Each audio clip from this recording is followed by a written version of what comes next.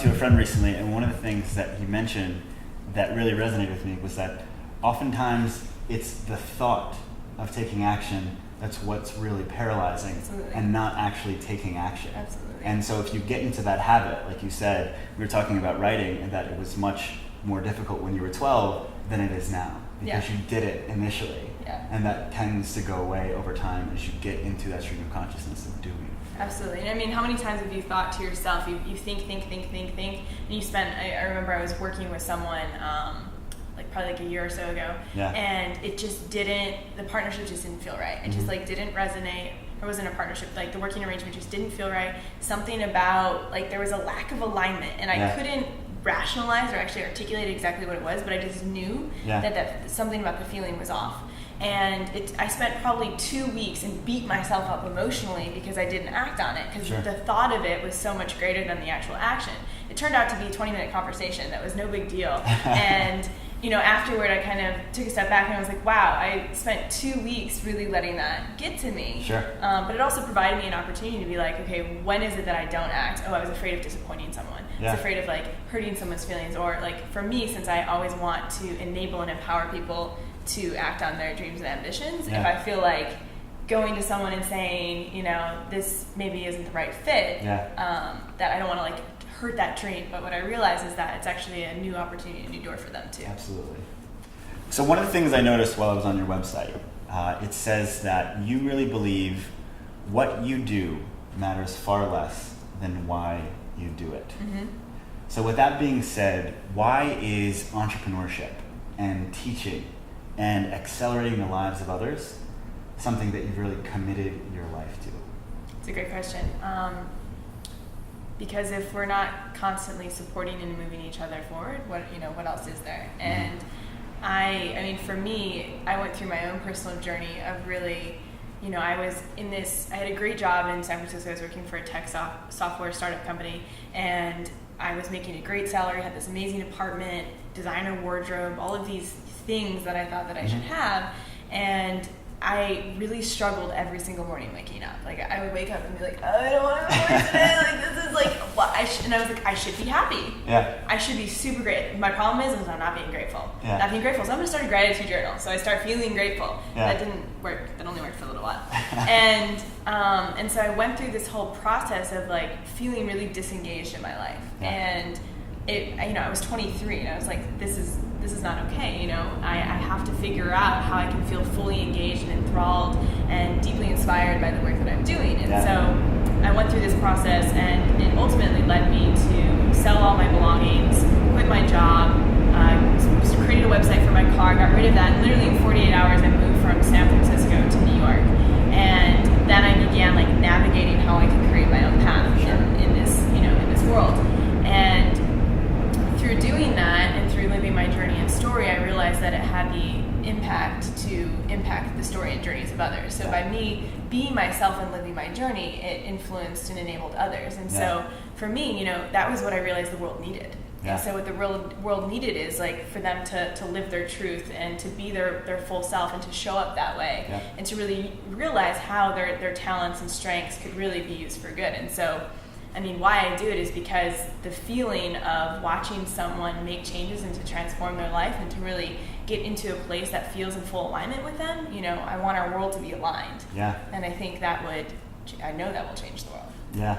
So I do it because I also feel like I have no choice. It's just what you're meant to do. Yeah, exactly. There you go. So you've found your purpose and you're living it right now. And it's a beautiful thing to do. That's amazing. I think one of the things I realized at a very young age through nonprofit service is that the most fulfilling thing a human can do is simply serve another. Exactly. Is that if you are much more succinct. if you're helping, it's not, yours is a beautiful story, but it's just that. It's that in whatever way you are helping someone else, if you are involved in that act, you can't look at it and say, I have no value, I have nothing to give. And when you're doing that act within the context of what makes the most sense to you and really leveraging your gift to the maximum extent, which is what you're obviously doing, you're just magnifying that effect on yourself, and that brings fulfillment. And so it's amazing to see someone who's so in alignment with that, which is really amazing. I think it was Simon Sinek who said that fulfillment is rooted in serving others. Yeah. And that, you know, so many people look for happiness, and happiness is this feeling, but fulfillment is this kind of like, you know, it's like deeper. Yeah. You like feel it deeply, and that comes through serving others. Yeah, absolutely. And so I'm curious about who Amber was before she was this very driven, successful, accomplished, confident entrepreneur that we see today. If you were to go back and think about an experience, a book, a conversation, a mentorship, something that significantly transformed your appreciation of what was important, the direction you were moving in your life, your ability to take action on what you really wanted to do. If you were to go back, can you pinpoint one experience that was really transformative? I mean, the first one that comes to mind is actually the one that I just spoke about, Yeah. which was that I was, you know, I actually had a pretty unconventional childhood.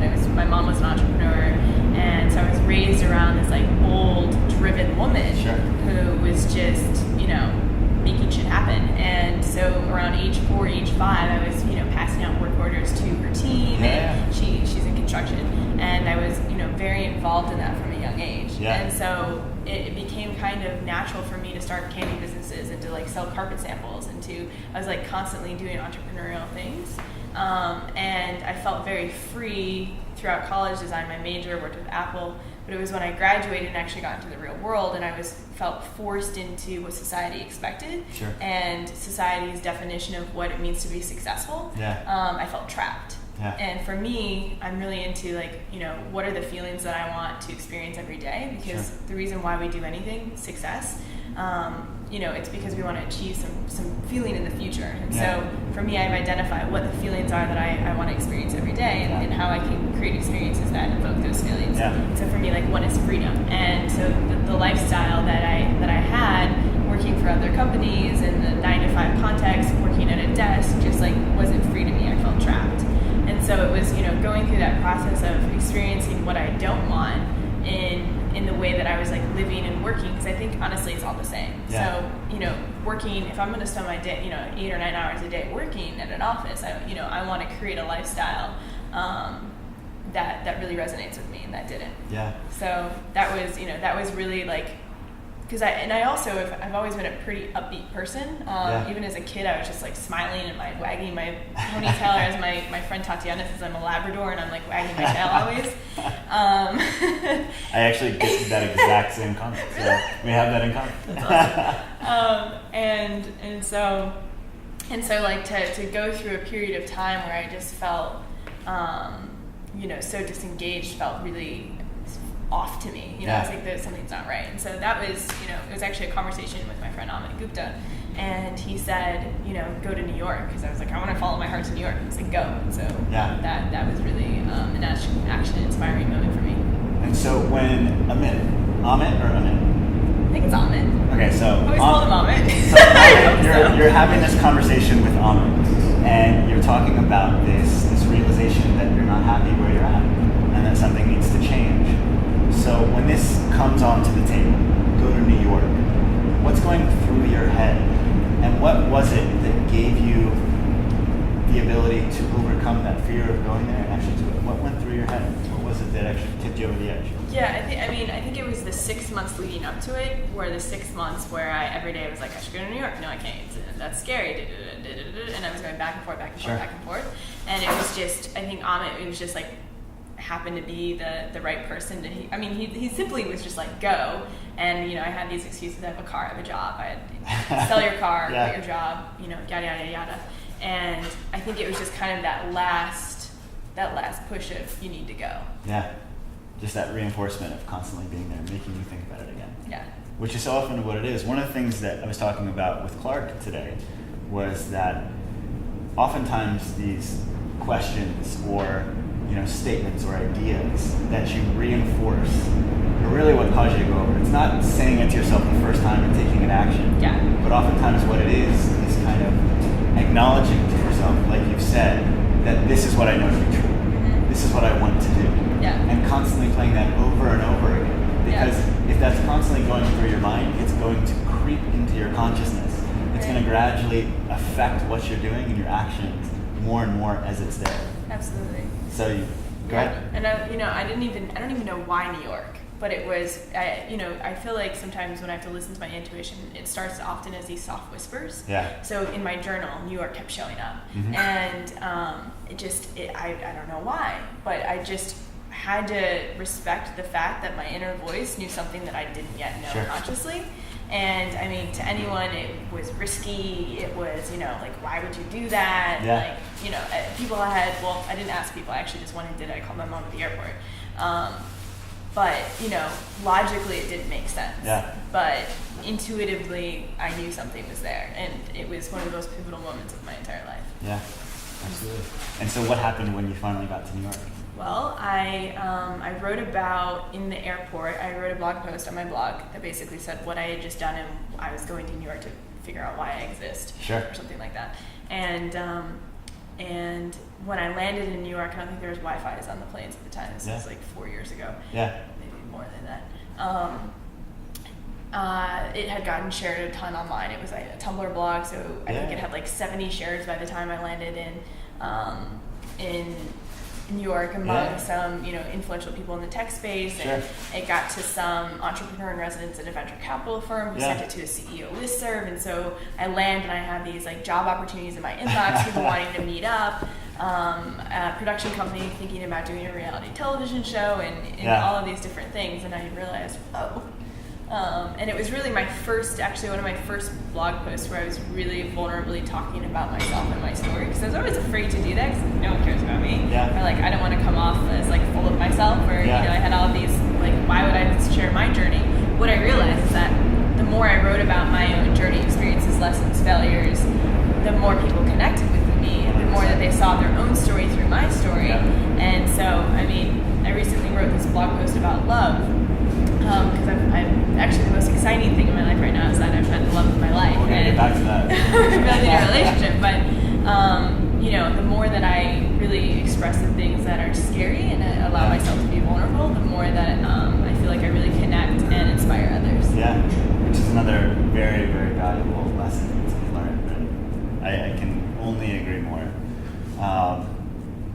So I'm curious to learn a little bit more about some of the work that you've been fortunate enough to take part in since you started this journey several years ago and really got involved entrepreneurially. So Amber's had the opportunity to work with Seth Godin on the Domino Project. She interviews some of the top entrepreneurs from around the world for Revolution.is. And you just worked on a book with Derek Sivers, correct? And so in the midst of all these incredible people, and I can only imagine amazing relationships, if you were to go back and think about which one had the most influence on your ability to live life, to run your business, to generally just be happy and successful, who do you think that'd be and why?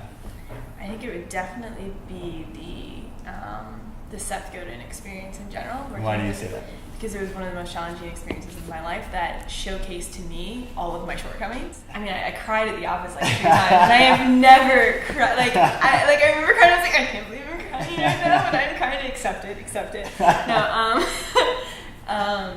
No, what was it? I think I was just like, it was an overwhelming experience. As we were publishing 12 books. I felt like I wasn't doing a good enough job. I felt like at times, I didn't have clarity on what the greater vision was or why we were doing what we were doing. I was like learning how to deal with a teammate who and I like totally clashed like this.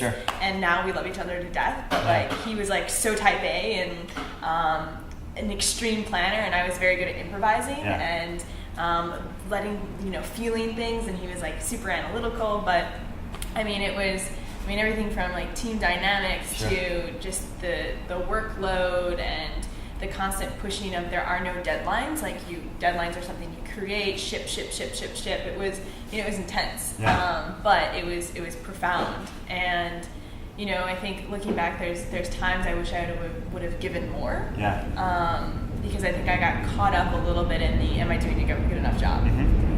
But it was a remarkable experience, and actually through that, that's when I launched the Passion Experiment Project, which was an experiment for myself. But through working with Seth, I started getting more and more emails from people saying, here's my journey, here are the challenges that I'm facing. I'm emerging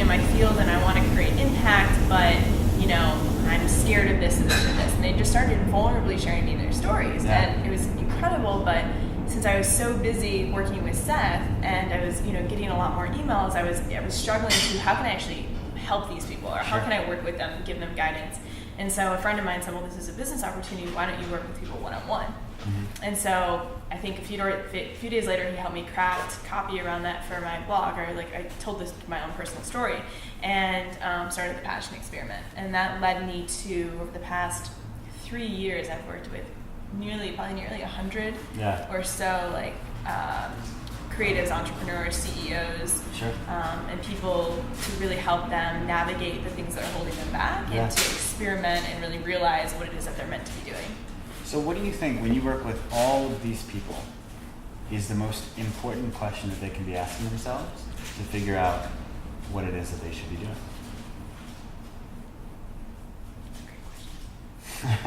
The most important question they should be asking themselves. Well, I don't think it is asking questions, but it's also taking action. Yeah. And so I think so often what holds people back is asking themselves so many questions and staying in their head versus engaging with the question. Yeah. And really, so for me, when I moved to New York, it was, why do I exist on this earth and what am I meant to do? Yeah. I felt drawn towards startups. Yeah. And there was a emerging community of startups in New York. Yeah. And I was interested in technology, so it was actually, I convinced Alma, and I was like, hey, let me do partnerships for you. And so he connected Sure. me with people at Tumblr, Kickstarter, Vimeo, and a bunch of different brands to figure out how we could collaborate. Yeah. And so for me, it was, it's less about, I think the question really depends on the person and their individual scenario. And while questions are important, it's, crafting a question that's going to get you taking action. Totally. Because that's where answers are actually found. Yeah. So it's really around just that. It's actually setting a plan of action of what's next. Yeah. What is it that you can be doing? What is it that you can proactively do to move your life forward to a goal that you really believe in? Yeah, absolutely. If you don't know, then it's experimentation. If you know, then it's being strategic about getting your foot in the door, meeting the right people, getting the right introductions. Yeah. But honestly, it's hard to answer that question because every single person I've worked with is so individual. It's very individual. Yeah. So, I can imagine. but I think a big thing actually, and what I've realized with many of the clients I've worked with is sometimes they are dissatisfied with, they may be dissatisfied with the relationship, with what's going on with work, with their own personal health or whatever it is. Sometimes what will improve things a lot is through self-rituals. And so, What do you mean by that? Self-ritual? So really figuring out, so again, going back to this, the feelings that I want to experience every day of how I feel successful. Sure. So it's inspired, it's feminine, it's free, it's intentional, and it's a catalyst. And so for me, I'll design my rituals on a daily, weekly base and set 6-month intentions that will help me evoke, create those feelings for myself every day. Sure. So for example, I feel most inspired when I'm writing, but I can't control the output of writing, but I can control the input of what inspires me to write. So for me, there's 3 things that typically inspire me to write. One is reading a nonfiction book about psychology or something that I'm passionate about, flipping through an old journal that has a lot of the insights of when I'm crazy running around town, I'm writing. And the second is having a conversation with someone who really moves me. And one of those 3 things, without question, always will launch me into writing. Yeah. And so it's just thinking through those things. And so creating rituals around that. Yeah. Moving my body every day, that sort of thing. And so what I've realized with a lot of clients is that the reason why they're feeling disengaged in their life is because they're not taking care of themselves. Yeah. And because they lack self-care, and so they're not feeling sexy, or they're not feeling feminine, or they're not maybe not feeling as masculine as, or whatever it is for men or women, because I work with both. Sure. But those rituals can really change the way that they feel about themselves, which changes the way that they show up in every area of their life. Yeah, absolutely. I think that I can personally attest to the effectiveness of that. I was reading something about the sequester recently, and I looked at what sequester actually means. And I'm paraphrasing here, but it means essentially to remove commodities and luxuries to kind of facilitate a certain action.